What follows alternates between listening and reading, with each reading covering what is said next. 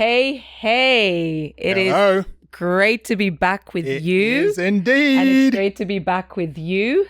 It is episode 4. Episode 4, we're on a roll. We are on a roll. We're always on a roll. I know. Yeah, we're always on a roll, right? My name is Peju. And my name is Obi. And together we are the Jedi. And the Spark. Yes, sirree. So last episode, we focused on... Hold up. Last episode. Yeah. I have a bone. No, I have a bone to pick with you about the last episode. So I don't know if you remember this, but at the end of the... can I forget? Okay, at the end of the last episode, we're wrapping up. We're excited. Yes. We're feeling good. We're saying our goodbyes. And then I'm like, oh, I'm loving this fist pump, honey. And you left me hanging. Hey, I did not do that on purpose. I was focused on the audience and saying bye and connecting. Okay. But you still left me hanging. Okay, all right. So, shall we fist pump now? Because I didn't mean it, right? I'm going to leave you hanging now. You're going to leave me hanging.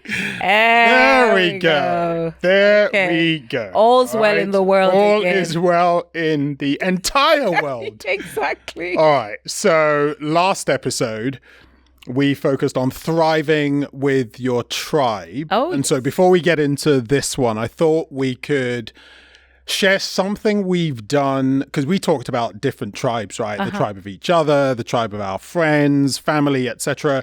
So how about we talk about something we've done to thrive with our tribe in the last couple of weeks? Oh, super. This was fun for me. Ladies first. Okay, I started before ladies first, but for me, thriving with my tribe has been really super the last couple of weeks. I was invited to an Abula hangout. Now, it's not Abula, it's Abula. And if you Google it, if you don't know what an Abula hangout is, Google Abula. Because I think it's worth, by the way, it's worth saying, because you can Google Abula and then Google will throw up so many things. All right. Okay. So let's at least give an idea that Abula is a Nigerian dish. Okay. So at least you know that. Okay. So Abula is a Nigerian dish, and Google it. Once you see it, you will never look back. Once you taste it, you will never be the same again. So that was me thriving with my tribe. We ate and laughed and talked and connected. It was great. What about you? What about me? So I've done a number of things. But a number of things. But what stands out is having a lunchtime walk with a couple of friends, which has been fantastic. So we've done it twice now. And what's cool is, especially on the days that you work from home, incredible way to break up the day, for one, get some exercise in, 2, and then thirdly, just connect, right? Walk and talk and chat and put the world to right in some cases. Who said men don't like to talk? I know, we do. Okay. Put the world to right. But also on one of them, I remember I've known this friend for years and learned some new things about his life that I'd never known before, just because we had the chance to walk and talk. So it was a fantastic time to wonderful connect. And I think what we're saying about the thriving with your tribe is whether it's spontaneous or whether it's planned, the goal is to stay connected and to stay consistent with the thriving with your tribe. Yeah, true. Why are you smiling? Well, because why are you smiling? Because you said, I'm not allowed to smile anymore. Oh, no. Please smile. It's nice to see you smile. So you said 2 words that just made me think of a special moment. You said, where are we going? Planned and spontaneous. Okay. All right. And I can't help but think of us, right? And that moment we had early on in our marriage, I see where you're going. That brought the tension between those two. Because I'm naturally the more planned one. Mega plan. And you're naturally the more spontaneous one. And I think I'm going to say mega spontaneous. Right? And we decided to do something that was certainly not super comfortable for me. We said, let's just pick a weekend, a Friday. We didn't have kids, by the way. We didn't have kids at this point. Early on. So this is definitely about 20 years ago now. And we said, well, go to the train station. Yeah, we met in Waterloo. I think, yeah. This was before all of the screens that they had. They had the printed out train times and locations. And we thought we'd just go there and we'll just literally pick a location and then jump on the train and just go? Head over. And we thought, for some reason, we loved the name Penzance. We So did. we thought, Penzance, let's see if we can go there. The train had already gone. The train had literally already left the building. And it was about 6 hours. It was about 6 hours. Train, yeah. And then we did it again and we ended up on Salisbury. Yeah, excited. We were excited. I thought, fantastic. Never been. So let's do that. Let's do Salisbury. So we get our ticket, we jump on the train, we find our way to Salisbury. Nice, all going well. Wait for this. And then we get to Salisbury and we find that of all of the weekends to pick to go to Salisbury, this was the worst weekend. Because they were having a convention and every single Airbnb, no, they didn't have Airbnb back in the day. It was just the bed and breakfast. The guest houses, the hotels were all full because of this convention.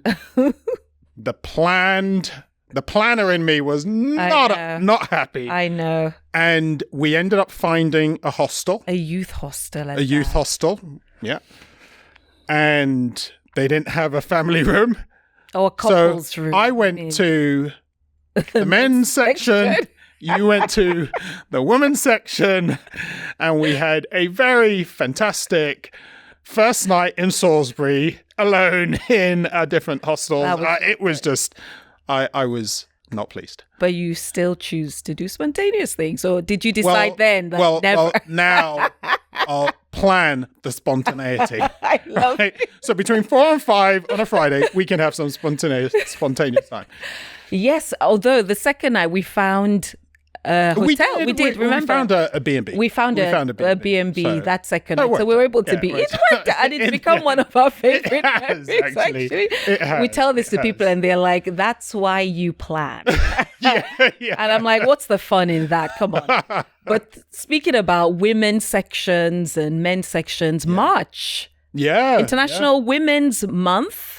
International Women's Day. Yep, March. So March was a significant month because the world over, women are celebrated, women are spotlighted, women are highlighted, is when we feel like we're really seen and heard and valued and we can really show off. But my question is, why is all of this important? Yeah, it's a good question. And then it would be great to go into what does that mean. It's sobering to say this, but we live in a world where there is inequity, right? There is inequity, there is polarization of views, there is put down, there is marginalization, on a grand scale, right? And that inequity does need to be addressed. And so I think that's why it's important to have International Women's Day, have International Women's Month. And I know something that we've often talked about is we'd love to get to a place in the world where you don't have to have this, not because it's not important, but because we've come to a place where we're really championing each other, which is something that we want to talk about. But as someone who grew up with a single mum, I have seen the strength of a woman, the significance of women, right? Great aunts around, industrious, incredible.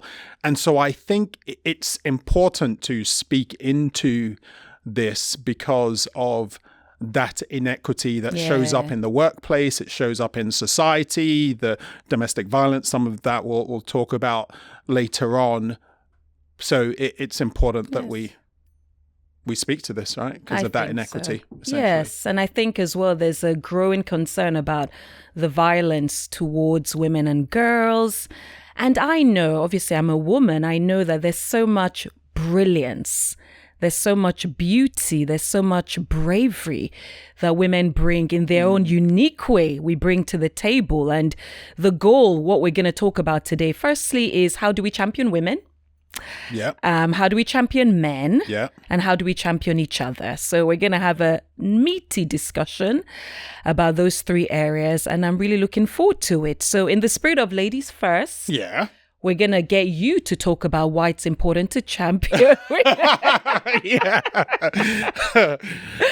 I suddenly had that Mr. T moment from back in the day, the A-Team, like, what are you talking about? Right? Google Mr. T and the A-Team.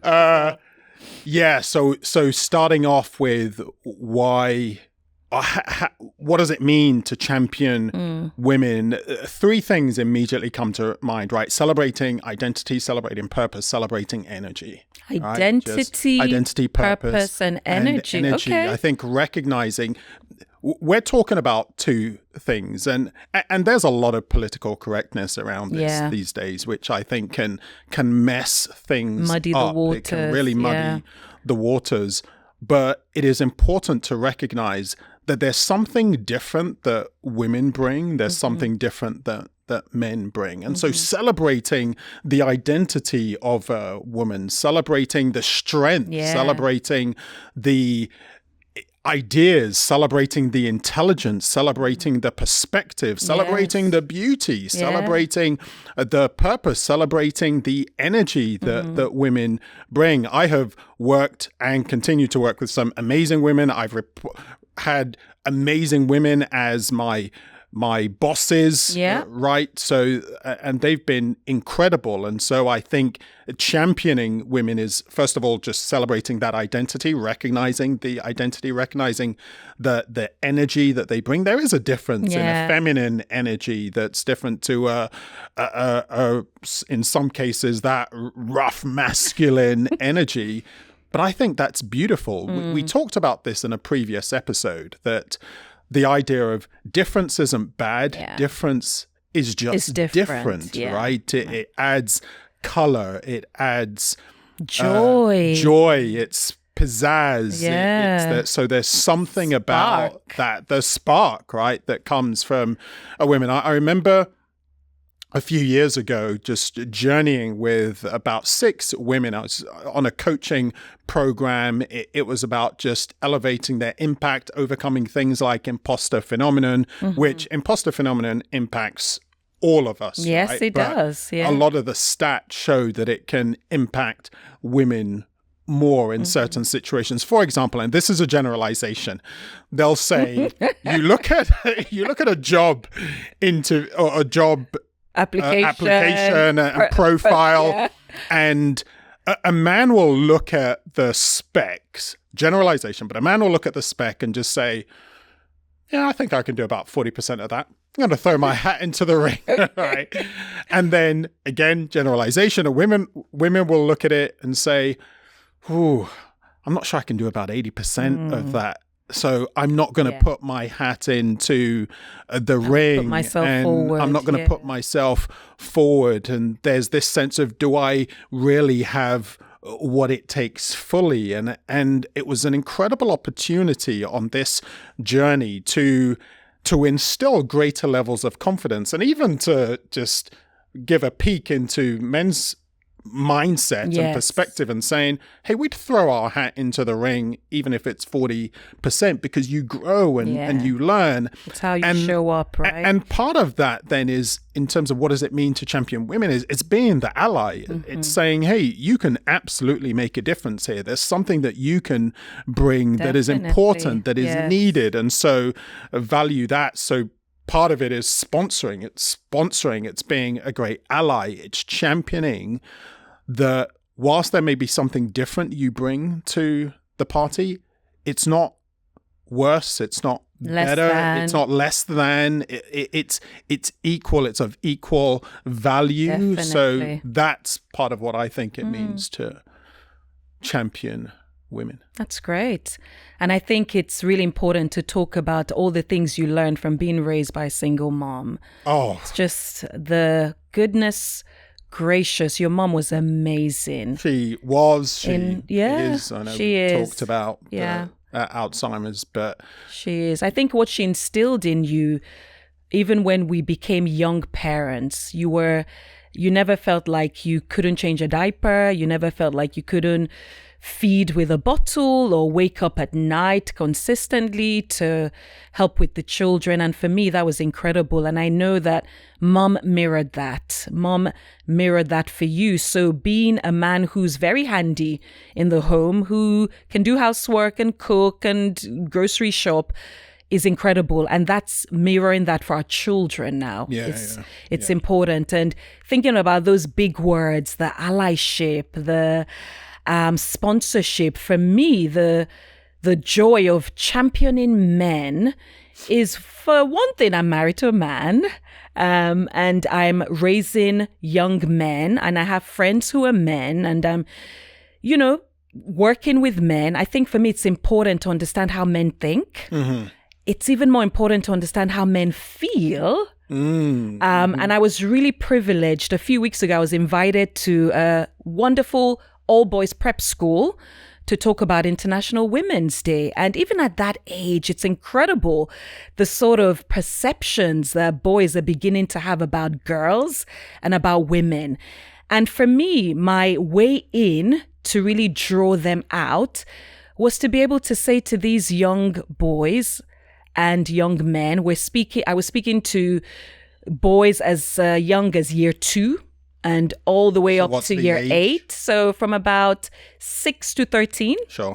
2 separate groups. And for me, it was very much coming from the angle of boys, I'm not here to say this is your fault. I'm not here to say the inequity, the inequality is your fault or that you're to blame.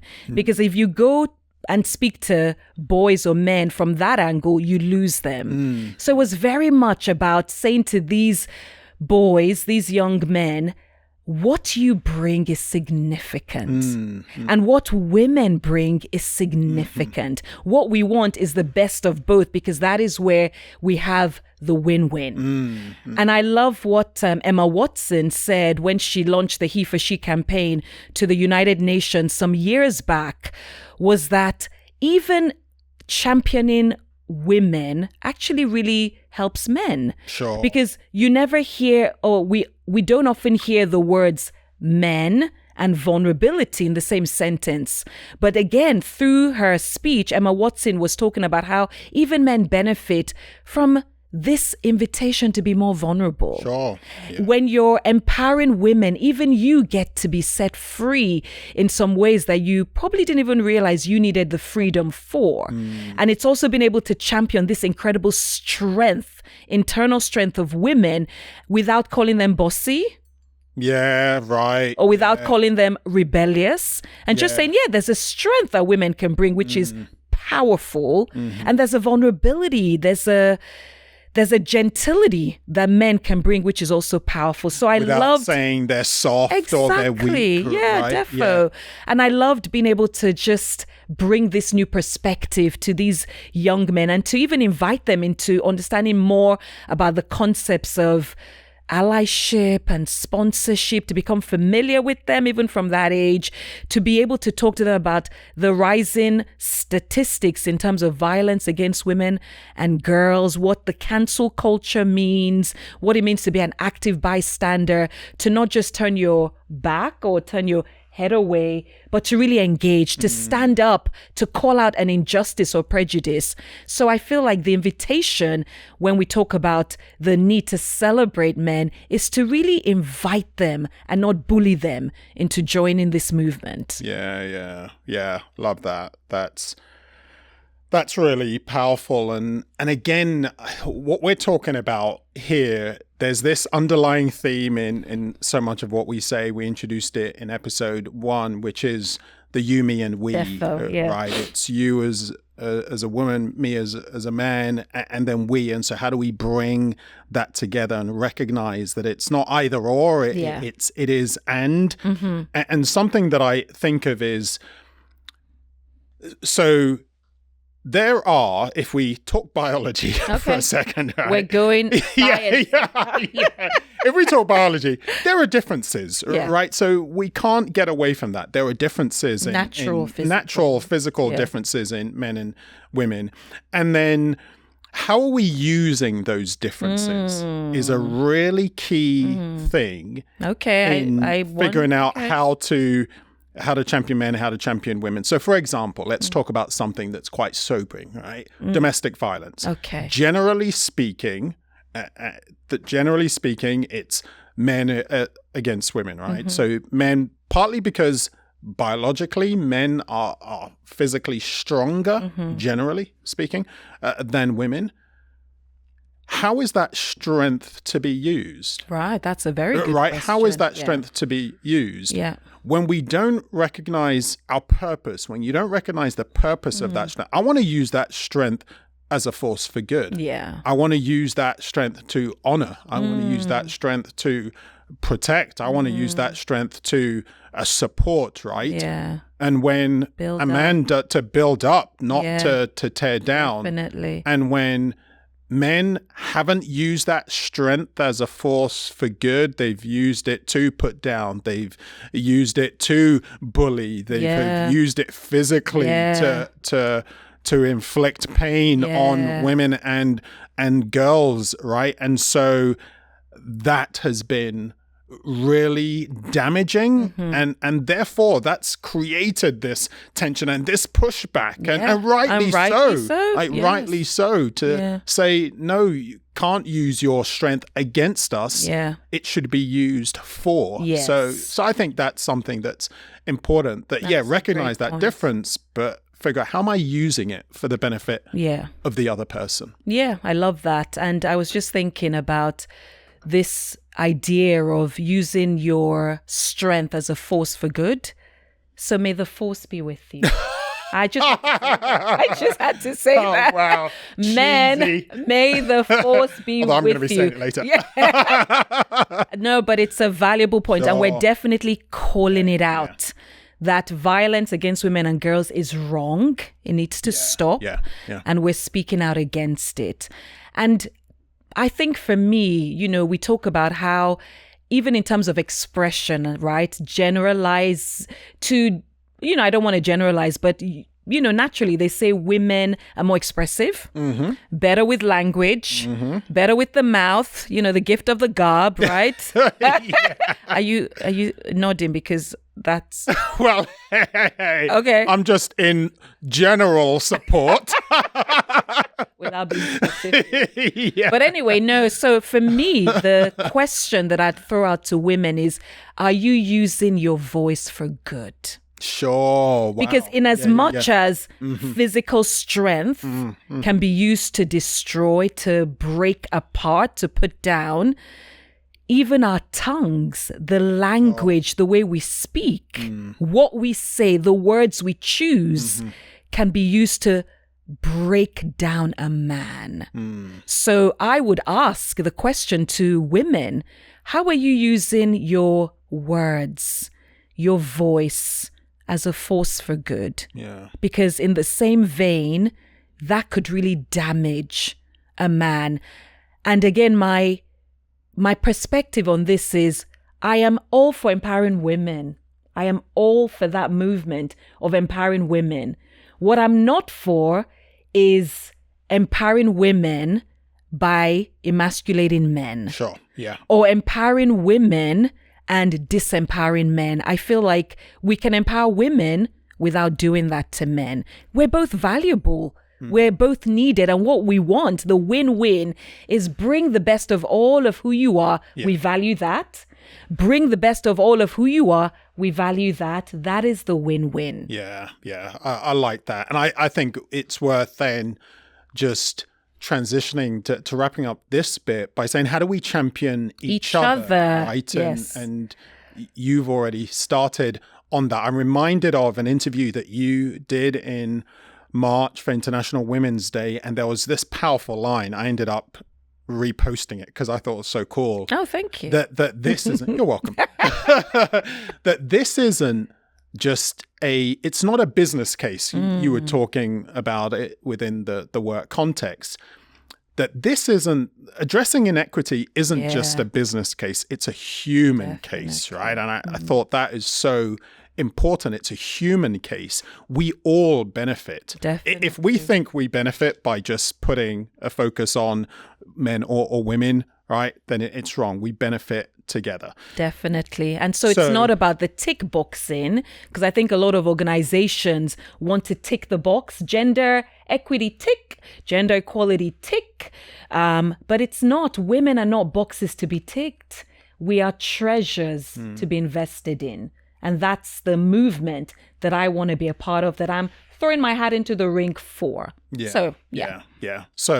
So celebrate what each other brings Yes. is really at the heart of how we champion each other. Yes. And just raise our voice and use that strength as a force for good, use our words as a force for good. So may the force be with both of us. Yes.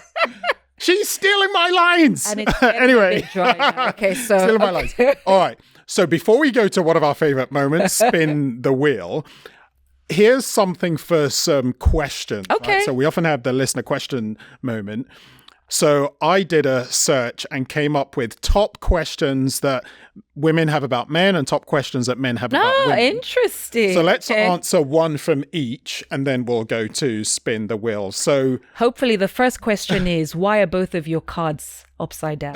yeah. Well, hey, Did we sync that? Yeah, That on we purpose? did sync that. But anyway, that happened. Enjoying the imperfections as well. Indeed. So here's for women, some top questions men have about women. Why do they say one thing and mean another? Break that down. So why do they sometimes say something and then mean another? It's as if there's code in Didn't that. you get the code when we got married? Did you get the how to decode this is the code? this is where men are from Mars and women are from Venus was so needed. Definitely. Another question is, what do women really want in a relationship? Like, what do they really want? So do you want to answer one of those? You answer both. Those are meaty questions. And I think it depends on the person you're asking. Because again, the whole term women isn't just one homogenous group. Sure, right. Women are so different and women want different things. So I think for me personally, sometimes I say something, but I really want you to decode it. I thought I married a mind reader. Yeah. I thought you got the memo when we were dating. Clearly. So for me, it's also been a journey of giving myself permission to be super truthful, as though you could be not super truthful, but to be really explicit sometimes about what I need. Sure. And not to use the children as oh, honey, the kids need you. But actually, I'm like, honey, I need you right now. Sure. So it's not to, codify things, but to be really plain. Yeah. Plain and simple. And again, I think men are better at this sometimes. They're able to just tell it like it is. Sure. Without generalizing. So for me, because I can't speak for every woman, I'm not every woman, even though Whitney Houston sang, I'm every woman. I'm not every woman. But for me, the spark, I would say sometimes I'm still figuring out what I want. Oh, okay. So as I'm speaking, I'm figuring it out and decoding myself and hopefully getting to the true conclusion. And sometimes I just want you to work hard and draw it out of me. Yeah. Okay. All right. No comment Cat's on out that of right the now. bag. Yeah. Okay. Thank you for sharing that. And then for men, top ones are, why do men sometimes shut down emotionally or go silent? Why do you shut down and get silent? Well, I'm going to read the next one first. And then the other one is, do men struggle to express love or just do it differently? That's a good question. And I think that I'll focus on the first one. Why do men shut down emotionally or go silent? So you say that with women, it's working out, okay, what do I really want to say, right? And really get to the heart of it. Sometimes I think with men, you grow up thinking, yeah, I'm angry, I'm upset, but you don't really understand all of the nuances of what you're feeling. And so that's it. It's just sometimes I'm not really sure what I feel. Right. And that's why. Okay, that's interesting. So there's an expectation that I could articulate it all, and I don't really know what I feel. So I wonder if there's something to be said now with raising boys into young men where we're giving them a breadth of emotions to explore. So I think typically or traditionally boys would say, I'm angry, but they've not even had the opportunity or the space to test other emotions, like I'm feeling envious, or I feel embarrassed, or I'm feeling some shame, sadness. Yeah, exactly. So there's something to be said of not shutting boys down when they're veering into those emotions. Yeah. Cool. So those are good ones. Those are really good ones. Yeah. Shall we go on to one of our favorite moments? Spin the wheel. Let's do it. Spin the wheel. Spin the wheel. So everyone knows how this works now. Let's go. Okay. Oh, it's going. It's going. Oh, not again. You want to do it again? Because we talked about it last time. It's not going to be any different. Yeah. We're not talking about dream couple again because we've done that. Okie doke. Let's go. Oh, have we done this one? I don't think so, no. Favorite memory. Oh, that's a good one. That is a really good one. Okay. Favorite memory. Wow. I am... You have one? So, yeah, actually, Okay. I've got one. So this is... I mean, there are many, right? But there's so many. But the one that stands out to me is our first anniversary. I was actually thinking that, but go on. In sync. Yeah. First anniversary, we went to Portugal.